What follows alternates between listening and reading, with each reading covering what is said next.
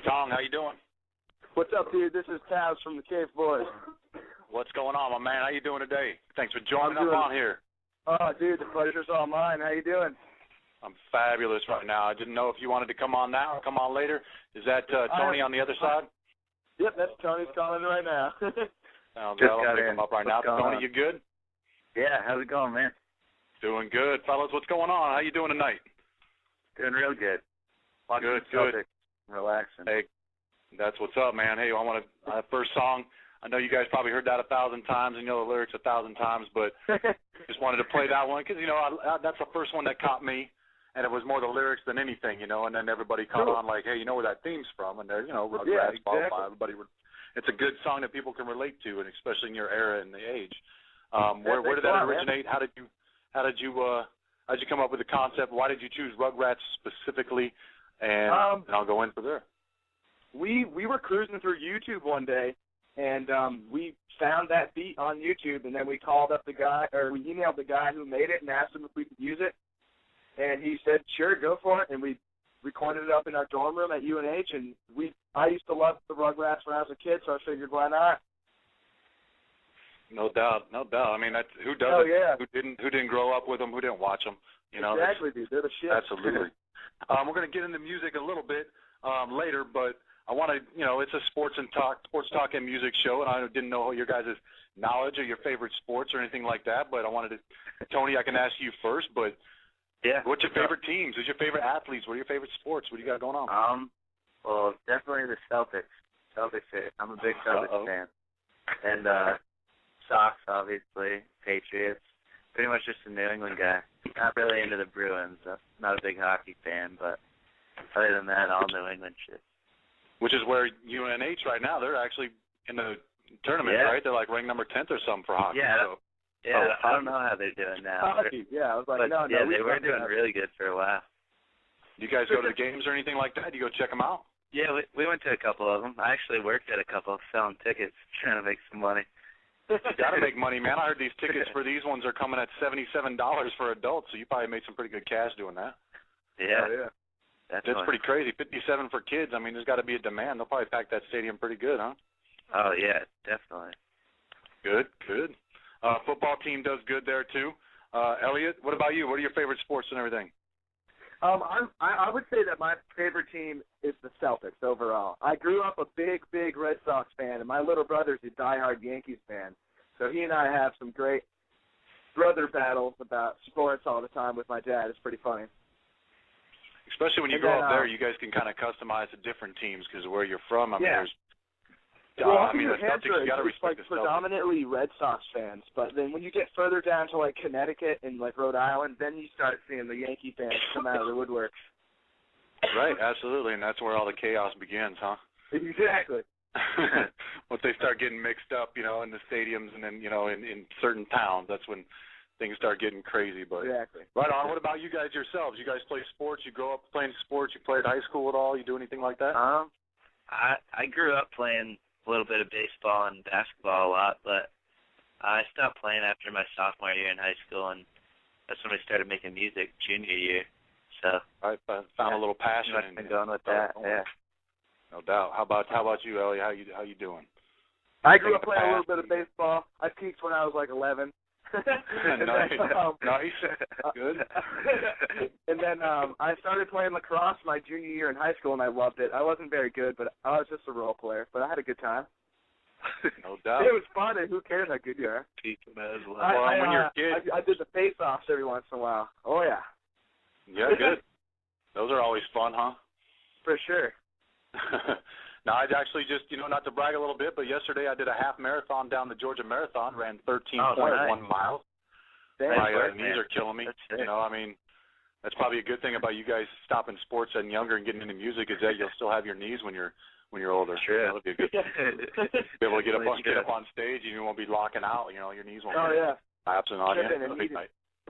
Hey, you guys mind holding on? I want to get into one song real quick, and then come back and then talk a little bit about your music and anything you want to blow out there. You know, you got a new album coming up. I want you to talk about that, some inspiration, some songs where people can get your music and things like that. What I want to do right now is play the one that's hot and everybody's been checking out, and you know it's good, is Change the World. Oh, yeah. Real quick, motivation and inspiration behind that song before I play it, and then I'll play it. I was in like environmental science when I was in high school, and I had like this crazy hippie passion for a little bit about like saving the planet and planting trees and recycling and all that kind of stuff. So I just kind of took that aspect of my school and put it into a song, and that's what came out. Sounds good. I mean, and now overall, do you still feel that? What? Do you still feel that way? Like when you do the song, do you feel what would you change about the world? You know, do you feel passionate that with your music you'll be able to change the world? What do I feel? I feel like there is an incredible amount of corruption in the people who lead our nation. It's ridiculous. Right. And so you feel on the other hand, music, there's nothing you can do about it. So I try to make a song and get some people thinking. Absolutely, but network your feelings through your songs and your lyrics, and that's your way of doing it. You know, yeah, and you got to be genuine. Absolutely, you definitely got to be genuine. I totally appreciate that, and that's. I mean, if you're not genuine, people will read through you, and eventually the truth will come out. Yeah, exactly. So, you got to talk about line. things that you know, and you got to talk about things that people will know that you know. You know what I'm saying? Absolutely, but that's like what you guys are doing is creating your own fans of people that relate to you and people that see it how you see it. So, without further ado. Play some Change the World. We'll bring you guys right back on. Just hold on for a second, and we'll come back and talk about your music. Sounds good, dude. All right, y'all. That was the Cave Boys. We got them on the line right now. Real quick, and then you guys can blow it up. Hey, what's up? What's up, my man? Loved it. Loved the song. I mean, everybody. That's why I'm trying to blast it out there. Is just everybody should hear that. It's a motivational, and that's kind of how I'm analyzing your lyrics and your music. Is just it's motivating. It's optimistic. It's real. And, you know, people can relate to you guys, and it's, you know, like I kind of mix it between, you guys have a similar lyric style and writing and stuff, and that's what I appreciate. You have a similar, like, different deliveries through character. Yeah. But you kind of mix, to me, it's like a Tribe Called Quest / Limp Bizkit, but you're both Fred Durst. Ooh, that's cool to hear. I like that. I know, because I love Tribe, and you know, it's just the way the lyrics are put together, but you know, he's never really negative, and he's never really, you know, like with Fred Durst, and Tribe's never negative, but with the beats and the stuff you got and the way you're going, I like it. It's just Tribe. The whole time we're just starting to get into Tribe Called Quest up here at UNH. That's pretty cool. Oh, man. Yeah, that's pretty sick. Been doing it. I mean, Q-Tip even on his own is still great, but you got to check out all the Tribe's albums. You guys will get a lot of inspiration for your lyrics and for what your music is. That reminds me how, like, a group is all better as a group, because we're opening for Inspect the Deck of Wu-Tang. There you go. That's a good name. What, in like 2 or 3 weeks? Yeah. Now, would that be one of your biggest venues yet?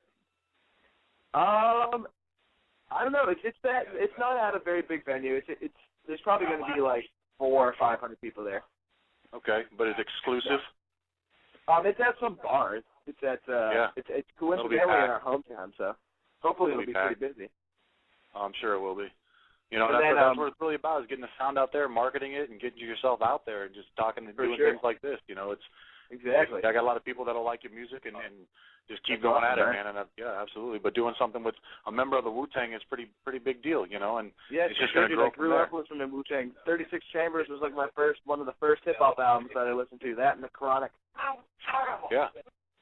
And then like so as far as like your dream venues, I'll ask each one of you, like, Tony, we'll start with you, but like, what's your dream venue? Like, where do you guys want to ultimately play? Ooh. Even if it's the same place, but ultimately play in front of, and where and why and what's going on. Actually, there's a pretty big show coming up here at UNH, April 8th. Wiz Khalifa and Mac Miller are going to be here, and I guess we got a shot at maybe opening up for them. So we're just waiting to hear back, and that'd be pretty big. That'd be awesome. So besides opening up, where would you like to headline ultimately? Somewhere. I'd go wherever. On a different continent. Yeah, somewhere warm. Europe. I gotta get out of somewhere the snow. warm. It's still snowing here. I gotta get somewhere warm. The Australian tour when it's wintertime in America. Actually, I'm half Portuguese. I'd like to go to Portugal. Okay. That'd be pretty Have you cool. been there before? I'm really Polish, but I don't want to go there. Sounds like Tony's going to Portugal on his own. Yeah. Yeah. I guess so. Elliot Tousley. Toos is your nickname, right? Towsley. I'm sorry. Oh, so no, I get Towsley that is your all the last time. name. No worries. Right, that's all right. Just the way it's said. So, Tony, do you have a nickname, or do they call you anything? What's your nickname? People used to call me like the captain and stuff like Capitano. Capitano, but like I don't know. A lot of people just know me as Tony. Yeah. We're just Tony, Elliot. Yeah. That's I'd rather not have enough, like a rap name. I think that's kind of. I mean, it's not for us. Yeah. Right.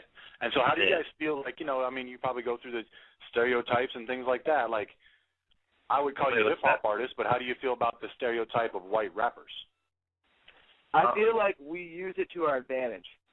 Because when someone is looking at, like, two white kids from a small town in New Hampshire, like, you can't rap about guns and going to the club and look at all these bitches I got.